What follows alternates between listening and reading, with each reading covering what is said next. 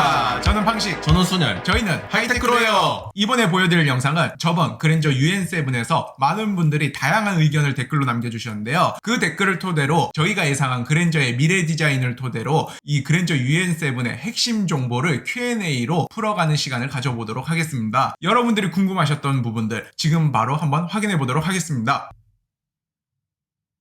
우선 앞으로 현대차의 최신 디자인 트렌드가 모두 반영된 루필루즈 컨셉트를 베이스로 하여 제작을 하였습니다. 이 컨셉트 내에는 현대차에서 앞으로 제시할, 앞으로 출시될 차량의 디자인적인 트렌드가 모두 함축되어 있는 컨셉트입니다. 따라서 그랜저 최신작에도 적용이 될 부분이기에 저희는 여기서 영감을 얻어서 제작해 보았습니다. 두 번째로는 이전 세대 그랜저들의 디자인적 특성을 적용하여 디자인적인 헤리티지를 높여보았습니다. 이 특성들이란 도어 하단부의 크롬 라인의 디자인과 트렁크 리드로부터 시작되어 리어 도어로 연결되는 캐릭터 라인이라고 할 수 있겠습니다. 이 부분들을 현대 최신 디자인 트렌드인 센셔스 스포티니스 컨셉과 맞게 재해석해 보았습니다.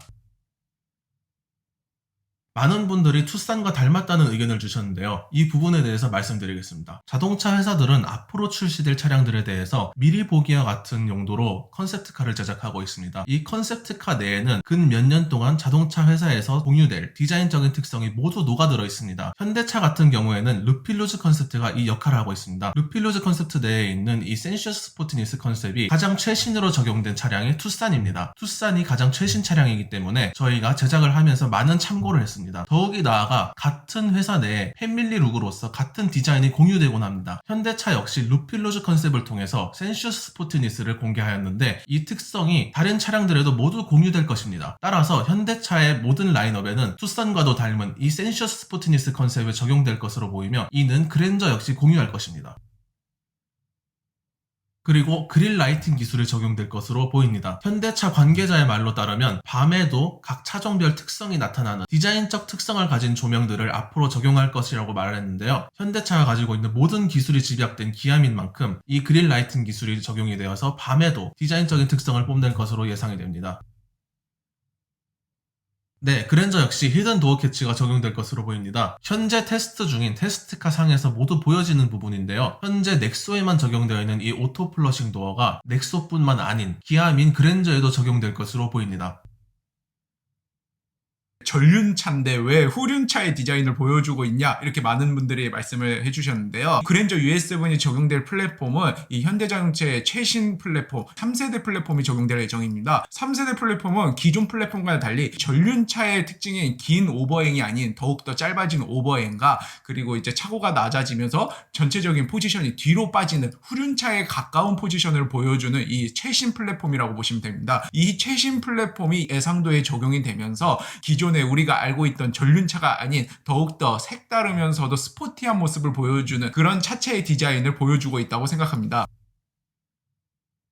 이번 그랜저 UN7이 상당히 긴 차체를 가지고 있는 것으로 이슈가 되었는데 왜 이 긴 차체에 불구하고 이 후륜차를 선택하지 않았냐고 이렇게 많은 분들이 의견을 주셨습니다. 후륜차 럭셔리 라인업을 담당하고 있는 제네시스가 이미 출범한 상황에서 그랜저가 굳이 후륜으로 갈 이유가 없다고 생각을 하였는지 현재 그랜저의 베스트셀링의 표준인 이 패밀리카의 중심을 두고 이 전류 플랫폼을 재해석하여 더욱 넓은 실내 공간을 확보함으로써 이제 제네시스와 구분된 더욱더 효율적인 모습의 전륜차 구조를 가지고 있지 않을까 이렇게 생각이 되고 있습니다.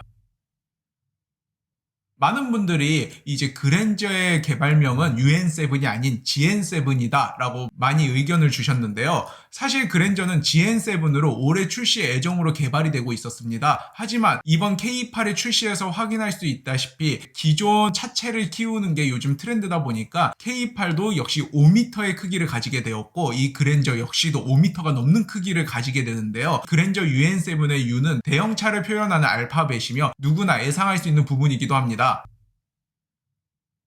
이 그랜저 UN7이 점점 커진다, 너무 비대해지는 거 아니냐 이런 의견도 많이 달아주셨는데요. 이 차체가 계속 커지는 것은 사실 이 현대자동차뿐만이 아니라 전체적인 자동차 시장 흐름에 맞춘 이 현대차의 판단이라고 생각이 됩니다. 이 K8도 차체를 5m로 키웠고 이 그랜저 역시도 이 기존의 4,000대를 넘긴 5m의 차체를 보여줄 수밖에 없는 상황인데요. 차체가 크다고 해서 더욱 불편해지는 게 아닌 제가 아까 말씀드린 3세대 플랫폼 플랫폼을 적용함으로써 이제 오버행이 짧아지면서 더욱더 회전 방향도 낮아지고 기술력에 따른 차체 크기의 변화라고 보시면은 이해하시기 쉬우실 것 같습니다. 그리고 비슷한 예제로 많은 분들이 알고 계시는 볼보의 최상급 모델 S90에서도 확인을 할 수 있는데요. 볼보의 S90 역시도 전륜 차임에도 불구하고 5090mm 말 그대로 그랜저 US7과 비슷한 크기를 자랑하고 있는 것으로 유명합니다.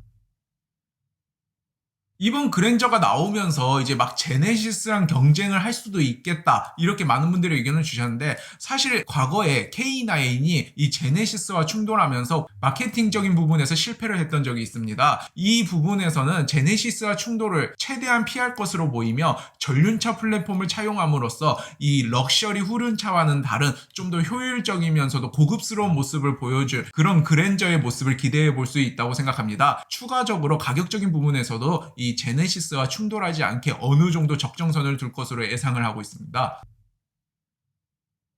이제 디자인뿐만이 아니라 어떤 새로운 기술이 적용될지 많은 분들이 기대를 하고 계실 텐데요. 역시 기존에 적용되지 않았던 새로운 기술이 많이 적용될 것으로 보입니다. 첫 번째로는 소나타 DM8에 적용되는 3세대 최신 플랫폼이 적용될 것인데요. 디자인적인 부분에서도 영향을 끼치지만 더욱더 효율적인 파워트레인과 드라이브 트레인 적재까지 가능한 부분입니다. 두 번째로는 현대에서 2022년부터 쿼드 HD 빌트인 캠을 적용하기로 하였습니다. 역시 그랜저도 22년 이후 출시가 예정되어 있기 때문에 이 쿼드 HD 빌트인 캠이 적용될 가능성이 큽니다. 세 번째로는 올해부터 엔비디아와 공동 개발한 소프트웨어와 디스플레이 기술을 적용하기로 하였습니다. 최신 차종인 만큼 엔비디아의 소프트웨어가 적용될 가능성이 상당히 커 보입니다. 네 번째로는 이번 그랜저의 최신 모델답게 이 레벨스의 자율주행 기술을 구현할 두 개의 라이더 적용 가능성도 이렇게 예상할 수 있는 부분이기도 합니다. 역시 현대의 플래그십인 만큼 현대의 최신 디자인과 최신 기술이 녹아들 것으로 보이는 그랜저, 시청자분들이 주신 다양한 의견을 종합해서 이렇게 궁금증을 한번 풀어드려 보았습니다. 네, 렌더링 제작을 하면서 현대차의 3세대 플랫폼을 베이스로 제작을 하였는데요. 전륜 오버행이 짧아진 이 3세대 플랫폼의 특징이 렌더링에서 제대로 드러난 것 같습니다. 더욱더 전륜차지만 후륜차 같은 이 비례가 저도 제작을 하고 나니 더욱더 많이 느껴졌습니다. 그동안 그랜저가 자동차 판매량부터 인기까지 역대급 기록을 계속 세우고 있었는데요. 이번 풀체인지 역시도 정말 저희의 기대 이상의 모습을 보여줄 것으로 큰 기대를 걸고 있습니다. 이번 영상에서 이 시청자분들의 궁금증을 한번 해결해보는 시간을 가져보았는데요. 이번 영상 역시 마음에 드셨으면 좋아요와 구독 꼭 부탁드립니다. 부탁드립니다. 지금까지 저는 방식, 저는 순열. 저희는 하이테크로예요.